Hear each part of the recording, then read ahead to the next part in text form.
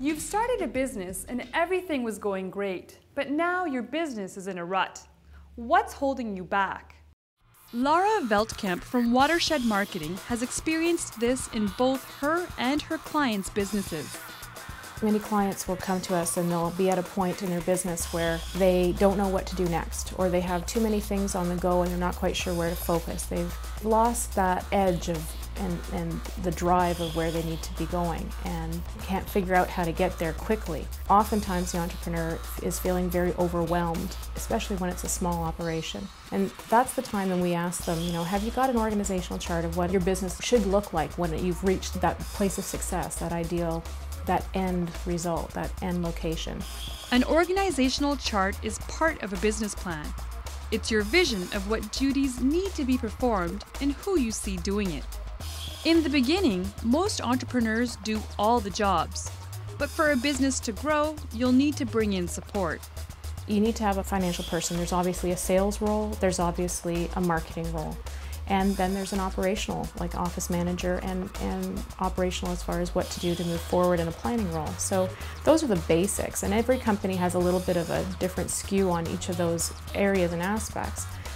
But if you have that in place, even if you're the only entrepreneur, you're a sole proprietor, and your name is in every spot, you need to know which skills that you have as well that fit in certain areas and which don't, what you like to do, what you don't, where your strengths are, where your weaknesses are, or where you lack in education perhaps, so that you can improve that and get yourself to a point where you recognize, to grow, I need to fill this role because I'm spending way too much time doing this and it's not what I do well. So let's find somebody to do, say, the bookkeeping or the day-to-day because it's taking too much of my time.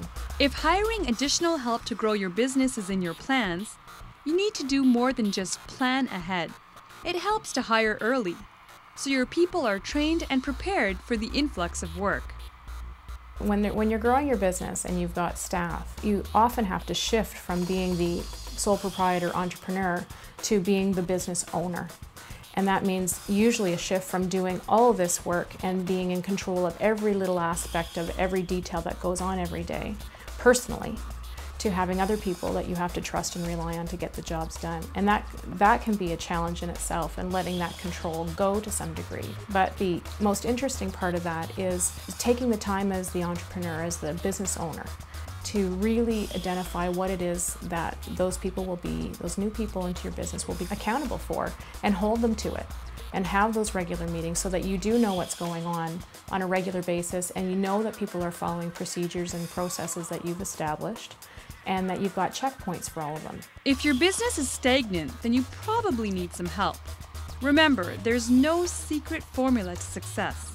Many businesses and people in your industry have succeeded before, and it's a matter of learning how they did it. They're taking a look and recognizing, A, I can't do it all by myself. B, I'm not blazing a new trail. This is something that's been done in some way, shape, or form before. It may not be identical to what I'm doing, but somebody's done what I've done before. They've built a business, they've built it successfully in this industry.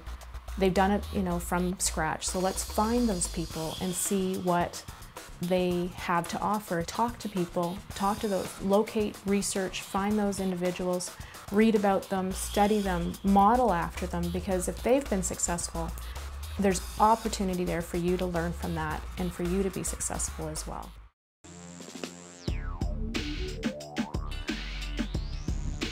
Big Fish Video Productions.